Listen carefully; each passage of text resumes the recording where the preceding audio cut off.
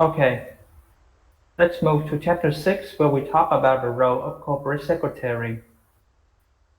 So, in the CG manual, it states that corporate need to have a corporate secretary because a corporate secretary helps the company ensure that the governing bodies follow existing internal corporate rules and policies.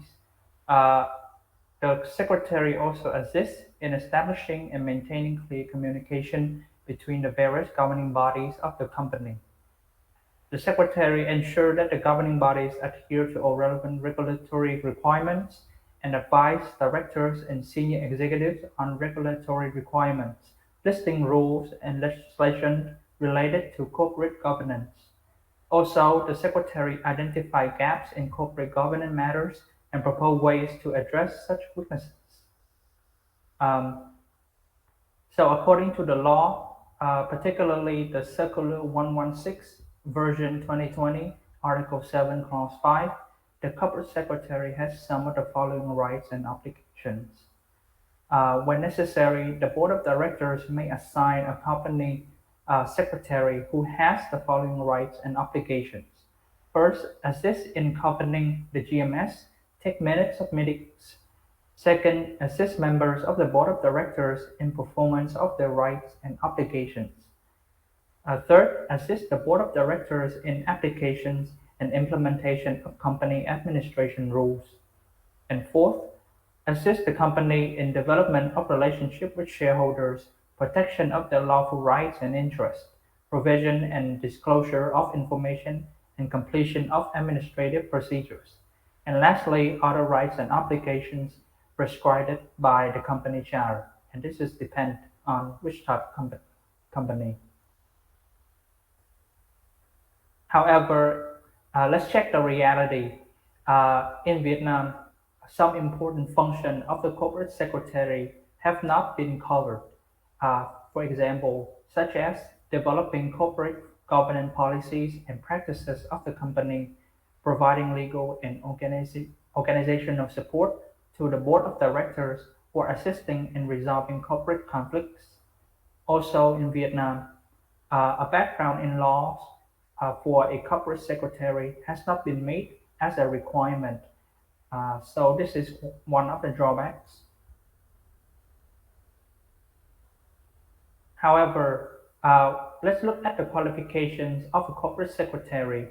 Uh, the CG manual has give us some of the qualities that we can look at in a corporate secretary. So in here we have some of the qualities that many companies require in their secretary, and we can see that the knowledge of corporate law, higher educations, personality characteristics, and organizational skills are the most required one.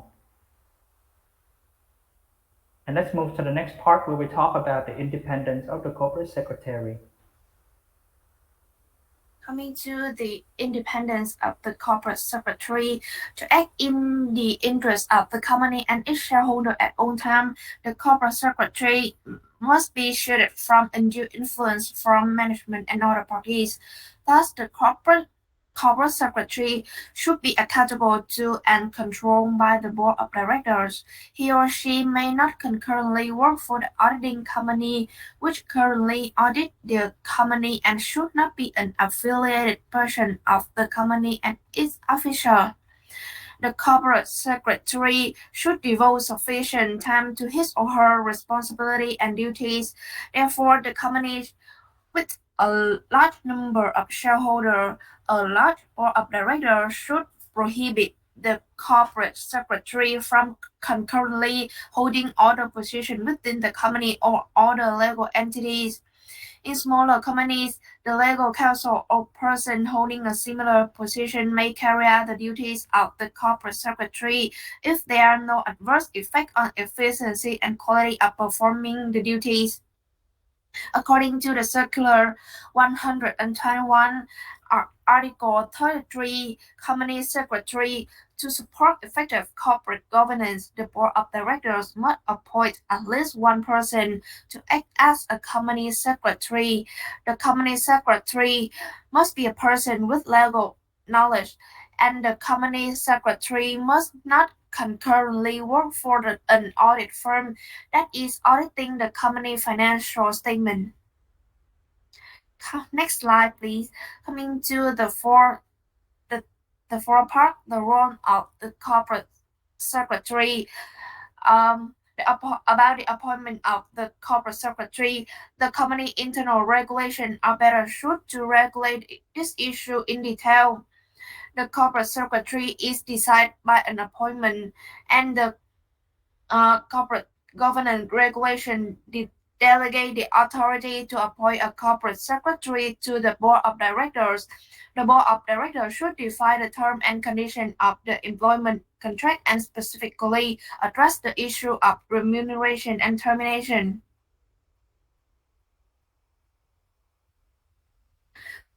Before deciding who will be the corporate secretary, the board of directors should possess all necessary information about potential candidates in order to adequately assess their qualification, experience, personal capability, and their quality for that job. Candidates should at minimum be required to provide some information as you can see on the slide. This information may be supplemented by personal reference and interview with director, in particular with the chairman, since a good personal rapport between the chairman and other director and the corporate secretary will be important in maintaining effective working relationship. The corporate secretary should notify the board of directors immediately of any change in circumstance that may influence his or her ability to effectively serve as the company corporate secretary. Next slide. About the contract with the corporate secretary, the board of directors should may offer an employment contract to the corporate secretary which include the remuneration and other right as well as duty of the corporate secretary. An employment contract can be a fixed short-term contract and should not be longer than 5 years. Many large companies are well advised to employ the corporate secretary on a full-time basis to allow them to properly execute their duties, and the chairman of the board of directors will be authorized to make a draft of the contract that will be concluded with a corporate secretary. Next slide, please. About the office of corporate secretary, large companies may even find it necessary to establish an office of the corporate secretary staffed by several assistants. Additional staffing may be useful for a company with a large number of shareholders or a large board of directors. Should a company want to establish a corporate secretary office, it may wish to specify its responsibility in the internal regulation or other internal document. That's all of our group presentation. Thank you for listening.